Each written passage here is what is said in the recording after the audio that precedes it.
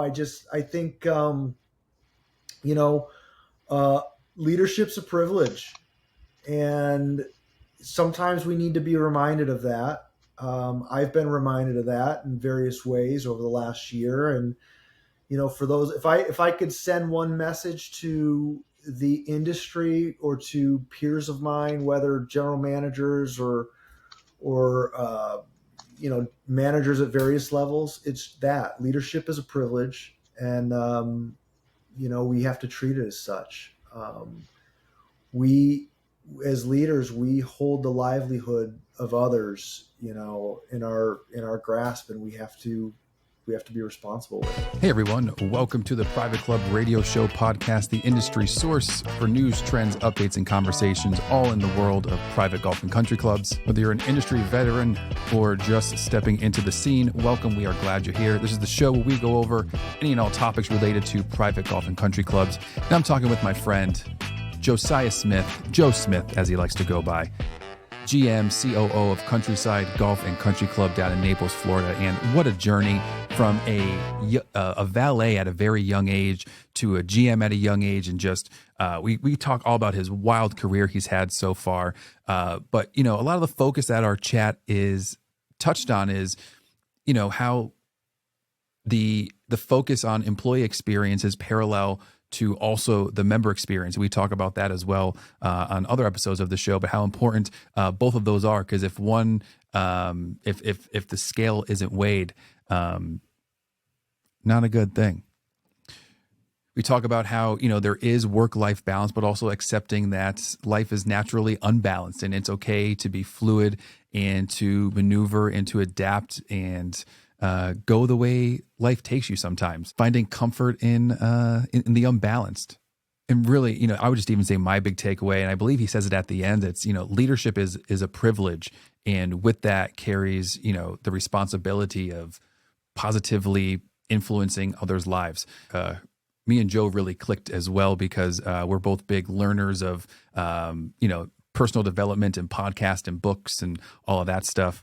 And, continuous development and learning and just getting different perspectives. And as you know, I'm a big fan of getting different perspectives and learning about different people and in the industry, which is why hopefully you're here listening to the show as well. But we also have some fun show partners. And with them, they bring different perspectives and different solutions to different issues or different problems or whatever you might be going through for you, your club, a friend's club. So real quick shout out to some of our show partners. We have Kennis Member Vetting. If you want to find out who your potential members are, the applicants who are trying to be members of your club, if you're trying to find more, if you want to learn who they are as people and as characters, because character is, what do they say? Character is who you are when no one's looking. They're able to find the stuff when no one's looking. And it's fact-based member vetting. You're going to get a ton more value and a ton more information than just your average background check and credit check.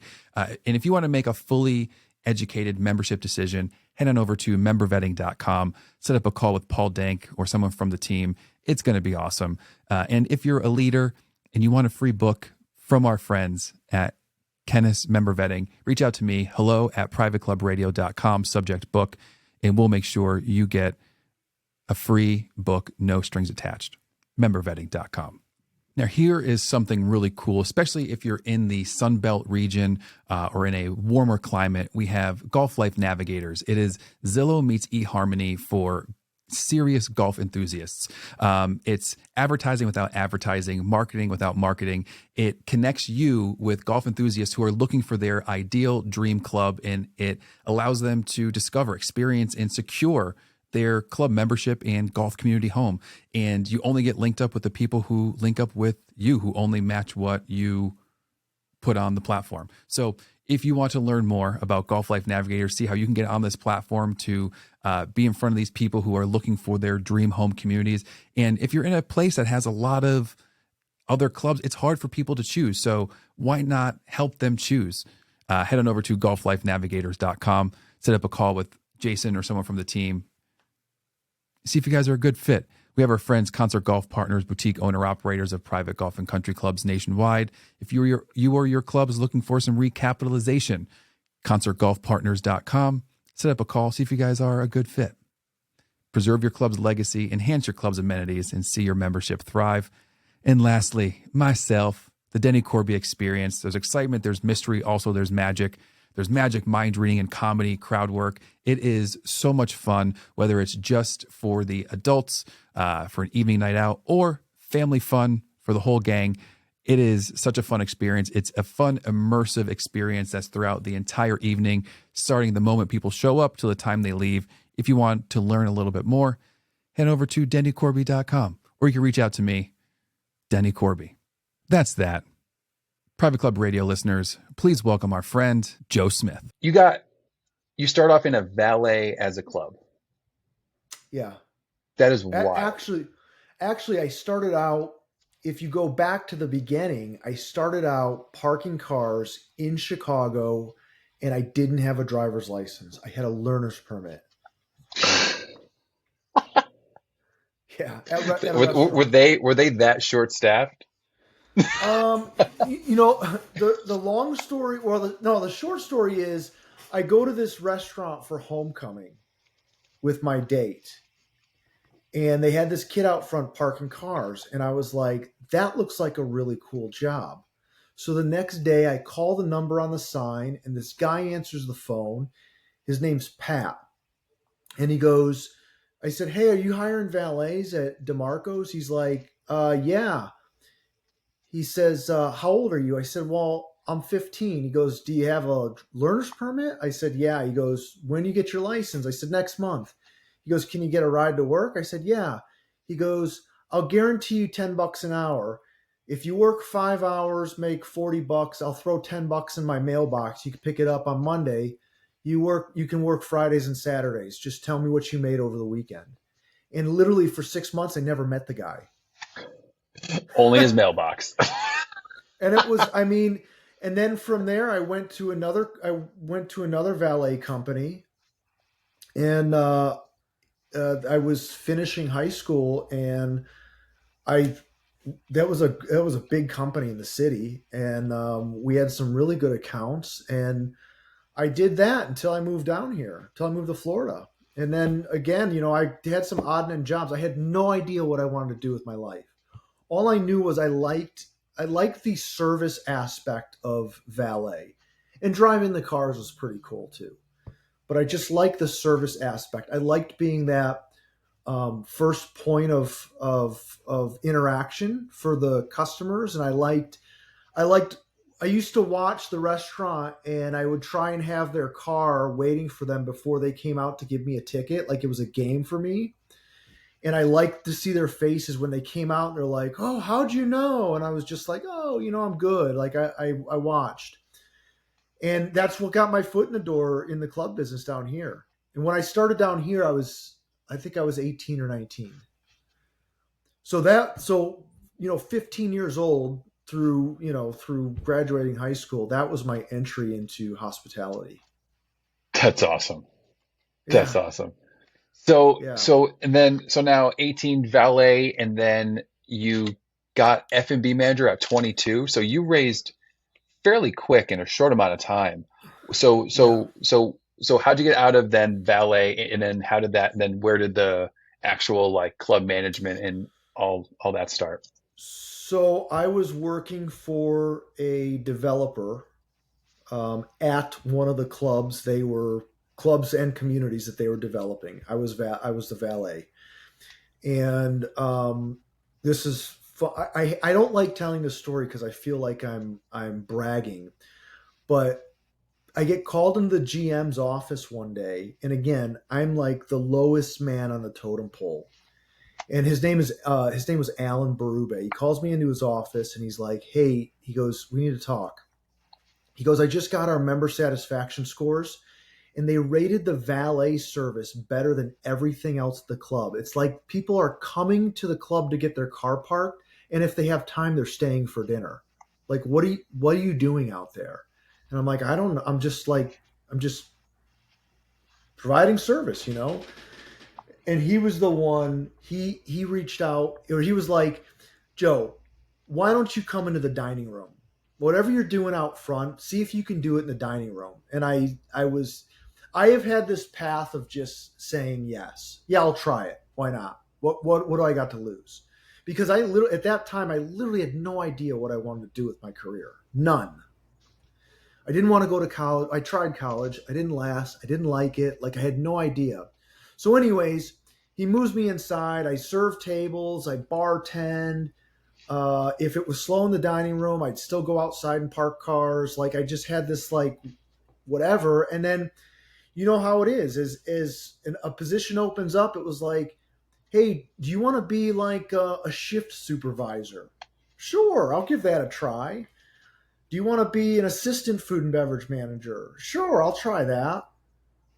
And at that point, when I had stepped into like entry level management, so I was like 20, 21, 22. At that point, I think I had pretty much decided that I wanted to make that a career. Like I liked all aspects of it. And I was just working for this company that was all about development and growing people from within, and finding the right people and just putting them in a position, getting out of their way, but making sure they have the resources to succeed. And I was just one of those people who took advantage of all those resources, and I wasn't going to fail. And I had set a goal for at some point I'd set a goal for myself to a career goal. I wanted to be a GM before I turned 30. And I ended up working under a guy who's still in the business down here, Bob Radens, who sat with me, and he took a GM job at the club I was at. I was the F&B director. Had just gotten married, and he's like, "Well, what do you want to do? Where do you want to go?" And I told him, I said, "I want to be a GM before I turn 30." And he goes, "Okay." He goes, "We can get you there. It's going to be hard work, but we can get you there." And next thing I know, I was 26, and I had a GM job at a yacht club up in Tampa, working for the same company. Um, and I just talked to Bob 2 days ago. I mean, he's still like one of my mentors. You know, he's grown. He's known me since day one almost. Are there any things from at 26 that you learned that you're still using now?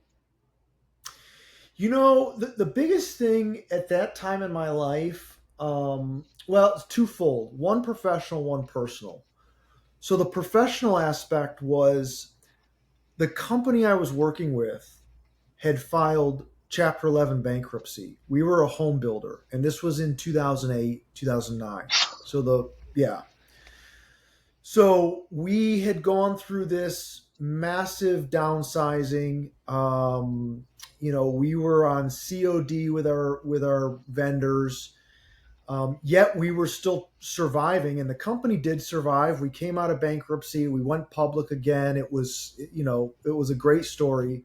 But during that time, when I went up to Tampa, 26 years old, like wide eyed, like, holy crap, like, how am I going to figure this out? The experience that I gathered going through that at that young of age, I still draw upon now. I drew upon my bankruptcy experience going into COVID, and how and all the cost savings and the cash,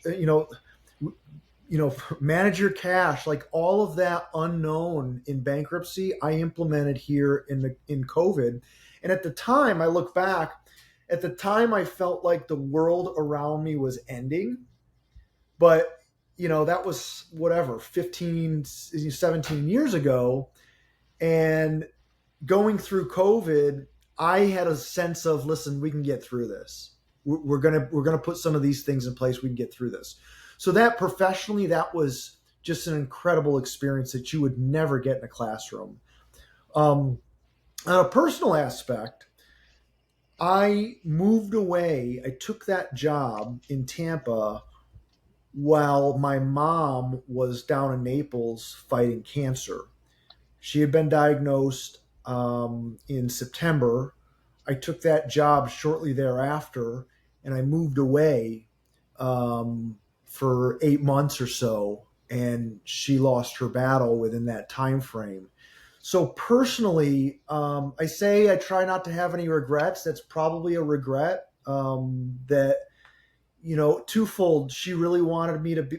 She really wanted to see me be a GM, but it doesn't matter. You can never get that time back. So from a personal aspect, when people have things going on in their personal lives, I draw on that experience. Pretty regularly, just in terms of like the opportunity's always going to come to you, and if it's in front of you right now, and it's not the right time for whatever reason, it'll come to you again. And in my case, the company brought me back down south, so I could have some time with my mom before she passed. And I ended up as a GM a year later at 27 again at a bigger property. So, you can't connect the dots looking forward. You can only connect them looking backwards, right? So Yeah. that's one of the things where, again, going through that whole experience, in hindsight, I was so laser focused, but the opportunity to achieve my goal came back to me again. And I did. I ultimately did. But those are probably two of the biggest things that I remember. And then mainly, in fact, I just had this conversation with someone today. Being in an environment where it is safe to fail, and that's the environment I was in through that period of my career. Again, being 26, no college education, like running a yacht club. I don't even know how to drive a boat. Still, I don't know how to drive a boat. But I was in this environment where it was okay to fail as long as you learn from it. And that's an environment that I try and create. And I create. I'm comfortable with that environment today only because I lived it. In my 20s. So yacht club, how many people did you have? Staff? Employees. Yeah. That was a smaller one. I think I had about 50 there. It was a And 100 slip then, marina. all right. And then at what point was Shell Point? Was Shell Point right after? No, Shell Point was 10, 12 years later. Okay. And then what was in between that? Because at one point, what, you had 400 employees? That was when I was at Shell Point. Yeah. So Okay. I after the was just trying yacht to think of club, like, how it goes from like, yacht club to 400. I was like, yo, that would have been a huge jump.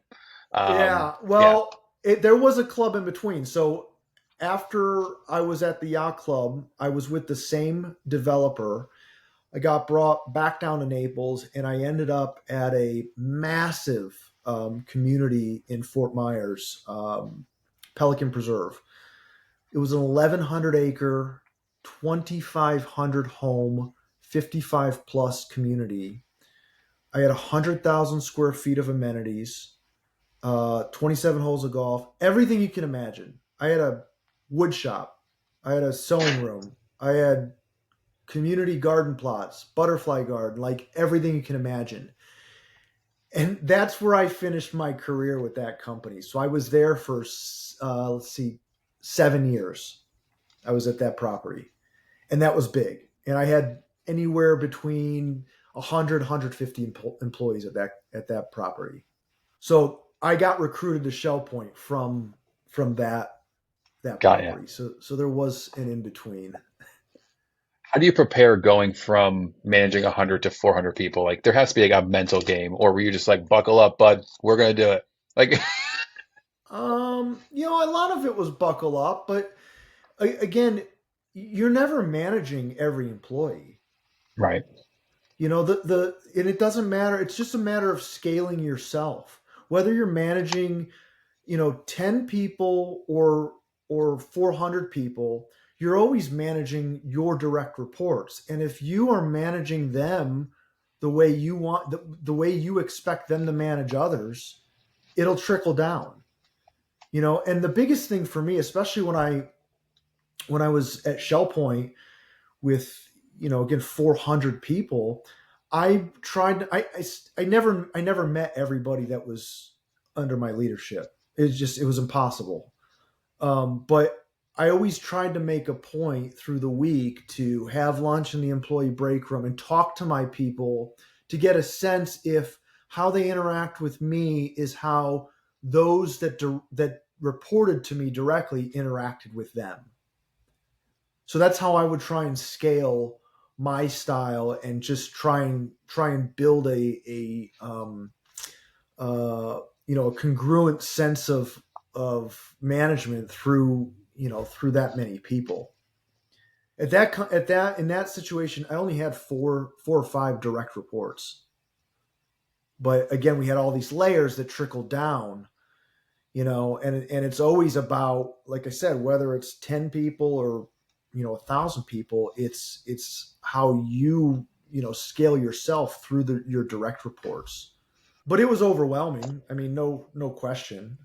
to be at the And probably forefront of probably that probably many a bit of people. imposter syndrome. Probably a bit of imposter syndrome. Still to this I don't day. I don't think it ever goes away. No, no, it doesn't. So, are there any, I don't know if the word strategies are the right, but you know, you've done a really good job at member experience and ensuring high levels of member satisfaction and retention. Um, any strategies for that or things that you try to implement in your teams and the way that you lead and manage? It's gonna sound cheesy and too simple, Bring it. but it's the truth. And when this board recruited me, I told them flat out, I'm like, I don't serve members. And they're like, their jaws dropped. They're like, what? I'm like, I don't serve members. I serve those that serve members. And I see the employee experience and the member experience as parallel. And whatever effort or initiatives or all the work we put into the member experience, it needs to be parallel and identical to what we put into to the employee experience, and the rest takes care of itself. I'm not perfect at it by no means, and I don't think any company is, but that is something that is at the forefront of my focus and always has been. Is I mean, it sounds simple, but we should be putting forth and having wanting the same experience for our employees as we want for our members. And as long as leaders we can put the focus on that or keep that at the at the top of our priority list, everything else falls into place. I truly believe that. There's nothing that I do that is like that I would sit here and say it's revolutionary. It's just, making sure that your people know they're appreciated, that they look forward to coming to work, that they know they can talk to you at any point. They know they're not in the way of your day or they're bothersome to you. Just they need to feel like they are just as important, if not more important than the members. It takes two parties to create a club. It's the membership and the employees. That's good. That's good. You're a busy dude. You do a lot. You work a lot. We can go on about which we have private conversations in endurance sports and bikes and both motorcycles and regular bikes. Um, Hip replaced at 40. That's crazy. Both, what was it? One hip or both? Just one. Just I'm one. working on my other Um, hip. wearing that thing down. How do Yeah. you how do you how do you balance everything? That's a great question. So I have given up on work life balance. I don't think it exists, and I believe that balance in your life comes from accepting that life is naturally unbalanced. So my last endurance coach, I really took this away from my experience with him. Former pro Ironman, he actually swam in the Olympics for Germany in like the '90s or something. Yeah, real intense guy. Oh yeah. He would say, like, he had this theory of, like, think of it as like the three-legged stool. That's your life, and you just need to be fluid and with where your attention goes, right? So for me, like perfect, like 2 years ago, my attention was you've got three or four areas, right? Work, family, faith, and then yourself, right? When whatever that is, maybe it's fitness, maybe it's reading, maybe, whatever you're doing for self improvement, um, and at various times of your life, those areas are going to need to require more of your attention. And you just need to be able to acknowledge that and gravitate towards it. There may be, I was at a time in my life a couple years ago where um, I could put a lot of my attention into training. And I was still working 40, 45 hours a week. I was training 20 hours a week. And I was bringing my family into the training aspect. So, when I was training on the weekends, my wife and daughter were meeting me with nutrition and it was a family affair. Now I'm in a time of my life where, I've had to gravitate away from that somewhat and my attention is more at the club and we're going into the renovation. We're renovating the facilities and we're planning to reopen and restructure ourselves. And my dad's required a little bit more of my attention, so more energy goes, towards that. As he needs some assistance in his age, and so I've given up, and for the longest time I would preach like work life balance. I don't think it exists, and I think we spend so much time trying to find it, and it's so elusive, especially in this business. But we need to be able to find comfort in being unbalanced because that's what life is, you know? So it's really just a matter of, you know, obviously you want to put the effort into yourself as much as you can because I mean, the only tool I have to deal with everyone else. But you need to be able to also just get comfortable splitting your time and bringing your attention to where life needs it at any given moment. So I'm not balanced. I'm far from it. Gotcha. What are some ways you keep learning and growing personally and professionally? Um, I love. I mean, there's so many books out there, and I don't like to read. I have a hard time sitting still and reading. But I love podcasts. I've gotten into podcasts big time, especially when I was training so much. I had so much time, either on the bike or on a run.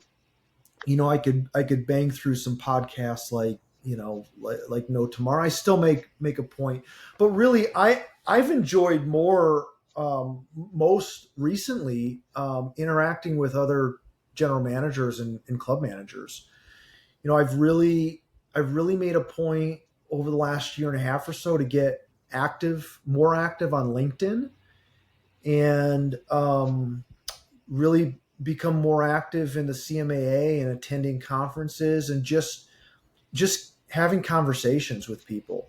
Really put myself out there. I had someone say to me a couple weeks ago, we were having dinner and we were just talking about some of the content on LinkedIn, and it's another local general manager, and she said, "I think we like interacting because you say so much of what we're thinking, like the rest of us are thinking. And as soon as you open the door, it's just nice to interact and know that we're all thinking the same thing and we can have, some back and forth on it." So that stuff like that helps me learn, And I mean, I truly think that we can learn something from everybody, no matter what, regardless of who the person is. Everybody has something to share.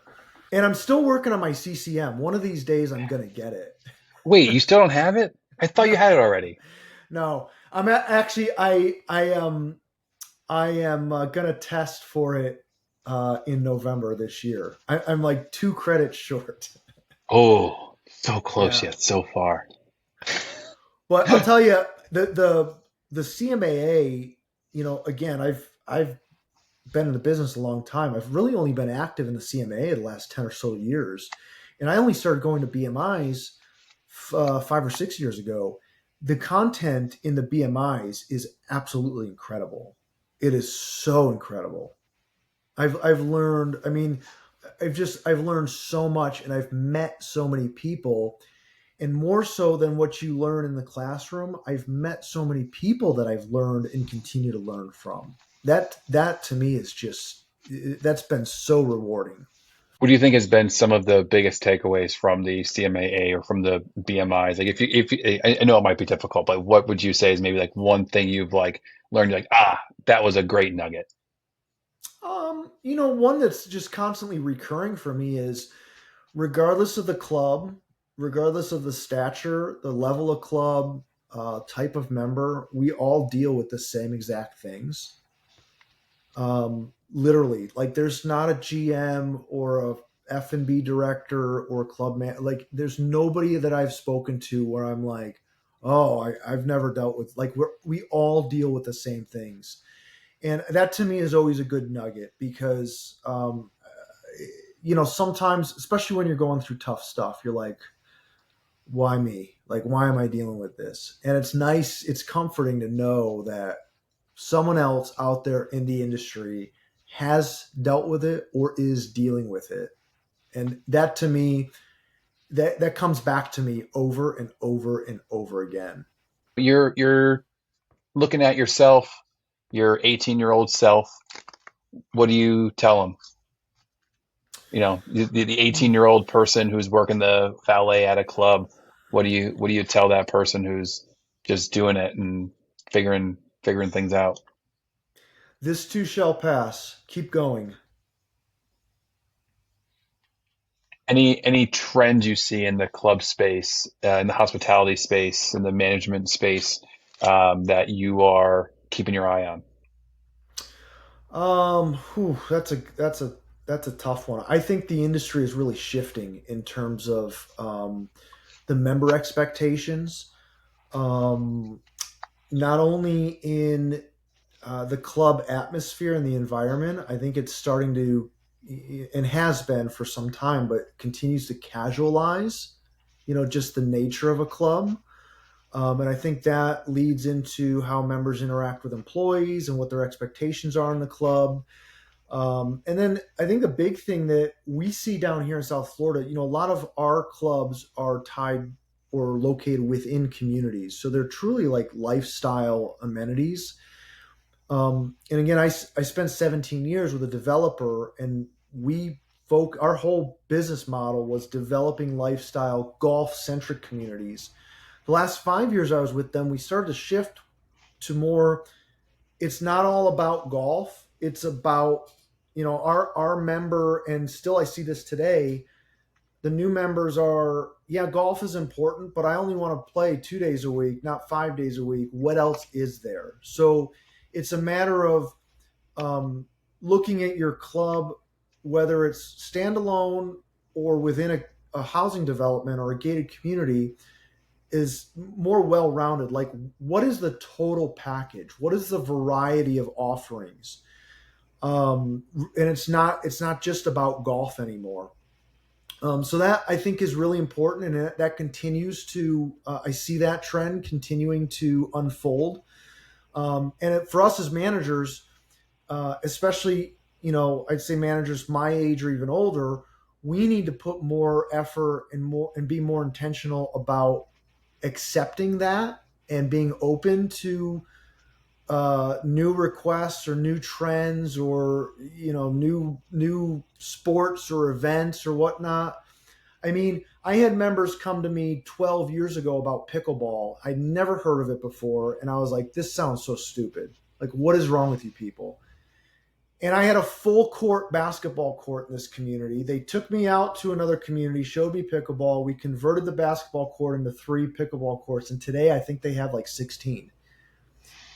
And we're getting ready to put it in here, and again, 12 years ago I was 30, and I was like, that's ridiculous, and now it's the fastest growing sport in the nation. I think stuff like that's going to continue to happen as our members, or the age of our members trend lower, and their expectation is broader. One of the things we do here is we implemented it a couple years ago.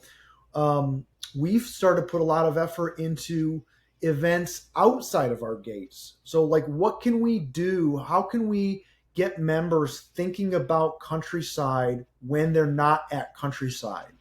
So let's plan events. Let's take them kayaking and bring them lunch from the club. Let's take them to a football game on a bus and do a tailgate and have the countryside branding, and they book it through the club. It's something they would probably do on their own, but let's try and do it for them to connect them, to keep them thinking about the club.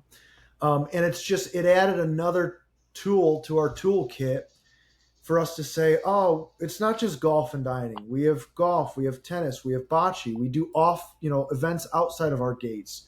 We're adding pickleball. We've got the resort pool. Like, that to me is a trend that's been happening slowly over the last 10 or 12 years. And I think that's just going to continue.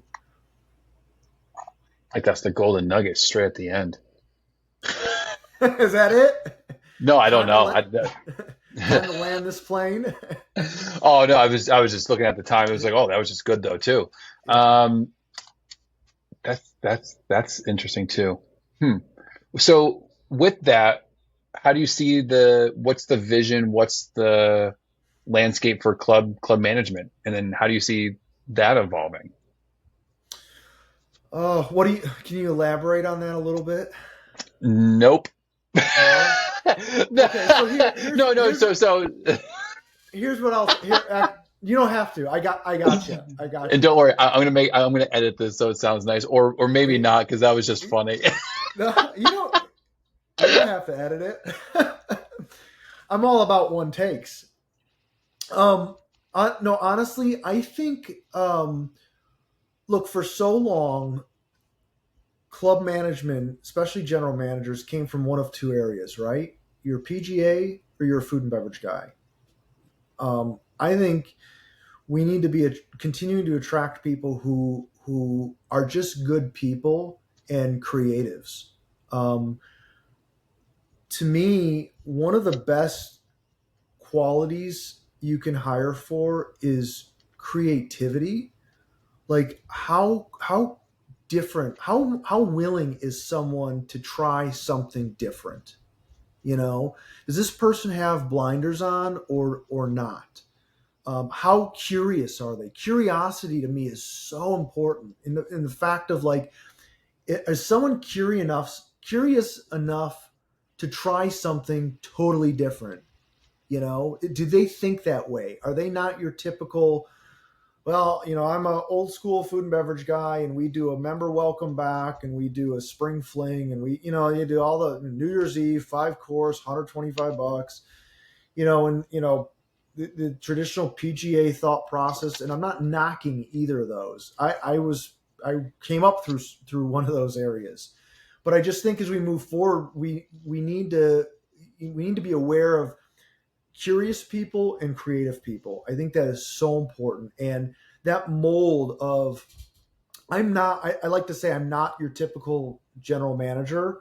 That mold of this, like, stuffy, tight tie, like, call me Mr. Smith. I think that's got to go by the wayside, and we need to be able to connect more with our younger staff. Be willing to extract the ideas from our staff, especially the young ones. The kids in their 20s, and your servers and your bartenders. Like, what do you guys think our members want? What are you seeing out there? I just had lunch today with a former mentor of mine. He's a retired CEO of this developer, and he's building food truck parks now as his business, and it's the coolest concept. And one of the things we talked about at lunch was this past season at my clubhouse was under renovation. We were doing, again, just a creative thought that came from one of our employees. Let's do parking lot parties. So we literally brought in food trucks. We had members come down with beach chairs. 20 years ago, members at a club would be like, I'm not sitting in a parking lot. Are you kidding me? My people are asking for us to continue this after we finish our clubhouse, our $14 million clubhouse. Can we have parking lot parties? I'm like, you guys know you're going to have a really nice clubhouse, right? Like that's a perfect example of just something so they, different and they, off the wall. they have to accept parking lot parties as soon as they were doing trunk or treating, when they were allowing their kids to go Right. trunk to Yeah. trunk to get candy from strangers. I think that's when they were like, okay, yeah, we can tolerate a parking lot party at the club. It's just a different No, yeah, it's mentality, you know. awesome. It's literally about I just think everything, including the style of management, is shifting from that um, you know, formal, I hesitantly say stuffy atmosphere to really something more fun and relaxed and creative and, different than what, I mean, Yeah. those of us, I mean, when I started in the industry, the club I was at was jackets and ties required. You can't find that today down here anyways. Well, especially Florida. I mean, I'm sure there are still some, but There few are, and for far, sure. fewer and further between as people are getting older, younger people getting Yeah. older, and less. Well, and I've had the conversation on here and with other people. It's like you then also have the conversation. Some of the members' pair of jeans cost more than the suit and the tie and the whole combo. Hey, do you know Robert Sorecci? Yeah, Okay, so Robert was at Medina yeah. for like 7 years. He left there, I think, last year. Anyways, I was up in Chicago 3 4 years ago for Christmas, and Robert's a friend of mine, so I'd reached out to him and I was like, "Hey, can we meet up?" And he hosted my family and I at Medina. We had lunch with him, and of course, I grew up not far from Medina, and I'm very familiar with the club. First question to Robert was, slacks and collars, right? He goes, Joe, he's like, we allow jeans. Like times have changed. So come relaxed. Like times have changed. And that literally blew my mind. At the time, I hadn't even gotten them to accept denim here at this club. We do Really now. We do now. But at the time, tasteful I was denim. like, I lo- yeah, no rips, no frays, no, Tasteful denim. One of my favorite lines. yeah, Tasteful yeah. denim. What else you got cooking? What else you got working on? What else has got you excited? Oh man, a lot of my time right now is in the club and planning for where we're going here. It's a big project for this community. So Um, tell us about the project. What you got cooking? How long has it been in the works? What's you guys doing? Soup to nuts? What are we yeah, talking about? so this community's 37 years old. 1,133 homes, 1,133 members. When I got here in 2018, they had just approved a $5.5 million golf course renovation. So I took them through that project. Turned out wonderful. I mean, it was really it was needed. I mean, the golf course was nearly 40 years old, and greens were struggling, tees were struggling, and we renovated the entire thing: new irrigation, new drainage, the whole thing. We did a handful of odd and end renovations, but not small by any means. We spent $1 million on our golf course maintenance facility sometime in like 2020, 2021. We dealt with COVID through that. But beginning of 2020, we launched our study for what we're in the middle of right now, this clubhouse renovation. So again, club was nearly 40 years old. Same struggles that a lot of clubs have. Kitchen was undersized. Um, Volume had increased. The chef that I brought on has been doing some incredible things. So of course the member engagement has been increasing, but we hit our capacity with what we were able to do in the kitchen, and then you're at the peak and you start trending towards the valley with satisfaction. And it really all comes down to facilities. The building was aged. So we went through this 2-year study on really what the members would like to see and what was palatable budget wise. And we landed on basically a full-fledged clubhouse renovation. We're adding about 8,000 square feet to the club. We've gutted it end to end. Every remaining concrete block wall we've cut a hole in some form or fashion, and we've torn the two ends off the building. So at one end we're going to have a new indoor bar that'll 40 seats around the bar with a nice outdoor covered terrace, and then on the other end we'll have an outdoor open air bar overlooking a resort pool. Ooh, that'd be nice. So it's a big project. It's a milestone for the community, and very much needed. And we are, my team and I are going through this exercise. We have been for the last year of really looking at every area of our operation and asking ourselves if we're doing it as effectively as we can be. And I've been telling them, this is our chance. Like, this is a blank slate, and we got one chance to do this. And let's be in this phase of questioning everything. Like, why do From the member on board to every single part of. everything? Now's our chance. Question it all. Why do we do this like that? Why do we do that like this? Um, so a lot of kind of hypothetical discussions and planning for the future. And, I want us to be successful, and it takes a lot of effort to do that. So it took a lot of effort to get us to where we're at with this project. And it's gonna, I truly believe that this is gonna put us on the map here locally, which is just great for the community. And you broke ground in March, and you're hoping to have it finished when?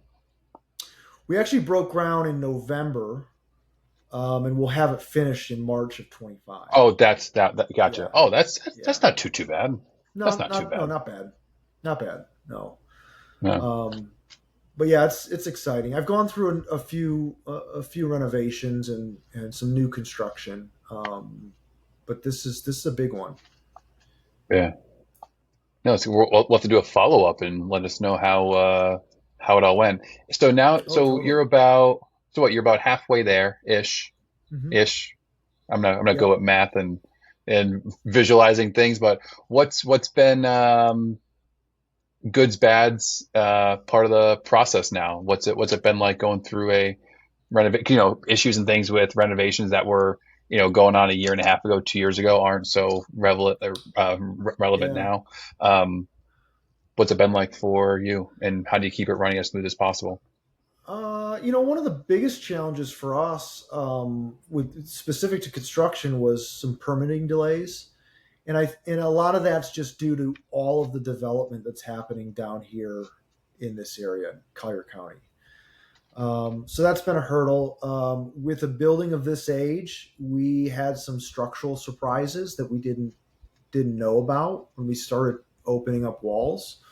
Mm. Um, we expected some surprises, obviously, but you don't know what to expect. So there was some extensive pivoting that we had to do through the demo phase. But I mean, aside from that, it's gone fairly smooth on the construction side. On the operations side, pulling together our temporary operating plan and what we were going to, what type of experience we were going to try and provide for our members, that was a hurdle. And I'll tell you that my team here we came through our first season. We're going into our second season in the temporary facilities. They just, they performed better than I ever could have expected. I mean, we were pulling off concerts for 600-700 people in the parking lot. We were bringing in food trucks. We're on top of serving lunch and dinner out of a 28-foot kitchen trailer.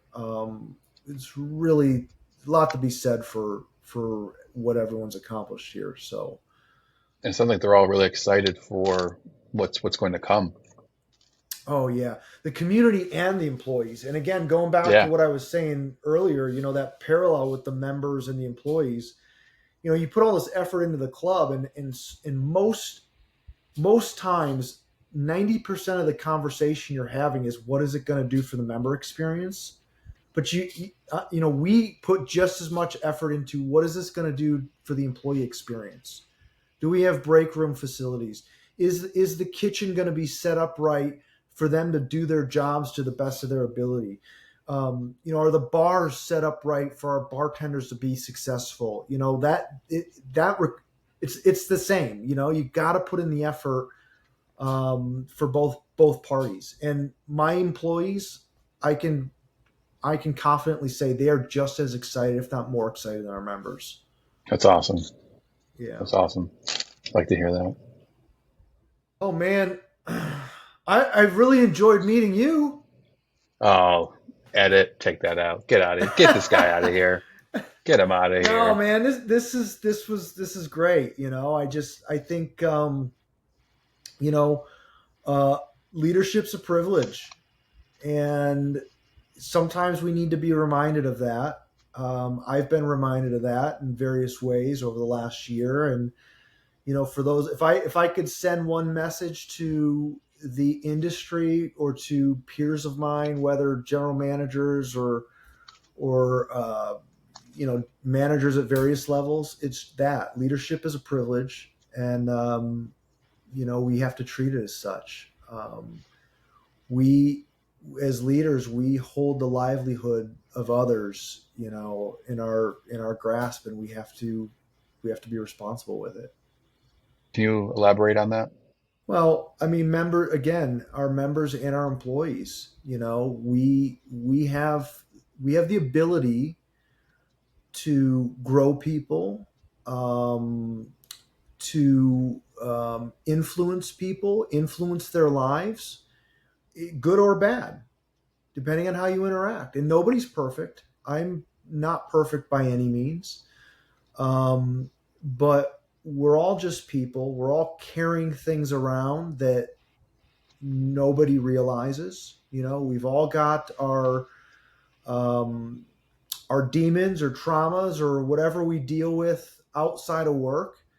And being in a leadership position, I think we just need to stay cognizant of that and know that it's a privilege it's a privilege to have so much influence on the lives of others. It's not something to take lightly. Yeah. When did that start hitting home for you? Or have you always sort of felt that way? I've always felt that way because I was just lucky enough to work with leaders who exhibited that type of mentality. I had so many experiences that were personal experiences that were intertwined with my professional career as I was essentially growing up at one company. And I was shown so much empathy at various times. I was surrounded by so many leaders who truly cared, not only for my well-being, personally and professionally, but just that I was okay. Are you okay? Everything okay? And that just, it just hit home. I just think, as leaders, we have a duty to pay it forward. That's good. Thank you so much for being on. Really, really appreciate it. Thanks for having me. Hope you all enjoyed that episode. I know I did. If you're enjoying the content, like, share, subscribe. Anything you can do to help move the channel forward means the world. If you haven't signed up for our newsletter yet, head over to privateclubradio.com to sign up for our newsletter and get early access to episodes and other things that we release. That's this episode. I'm your host, Danny Corby. Until next time, catch you on the flippity flip.